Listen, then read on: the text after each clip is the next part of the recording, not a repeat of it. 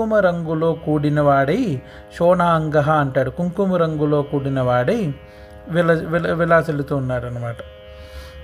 బిభ్రాణ చేతుల యందు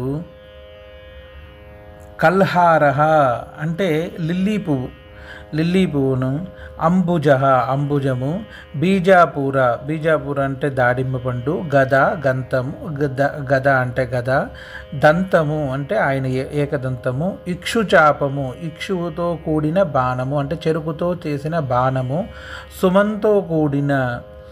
సుమంతం అంటే పువ్వులతో కూడిన విల్లు, మణికుంభ అంటే రత్నములతో నిండి ఉన్న ఒక రత్నకుంభము, శాలి ధాన్యపు గుచ్చము, పాశము, శ్రిణిం కొరడ, అబ్జకం ఇవన్నీ ధరించిన వాడి, గౌరాంగ్య తెల్ల రంగులో ఉన్న అమ్మవారి యొక్క రుచిరారవిందకరయ అమ్మవారి యొక్క అరవిందకరములు చేతుల యందు అమ్మవారు కమలములను ధరించి ఉన్నది. దేవ్యా సమాలింగిత అమ్మవారిని ఆలింగనం చేసుకుని శుభమాతనోతు శుభాన్ని ఇచ్చు రూపంలో భజతాం ఉన్న ఉద్దండ గణపతిని నేను భజిస్తున్నాను అని ప్రార్థిస్తున్నారు అన్నమాట.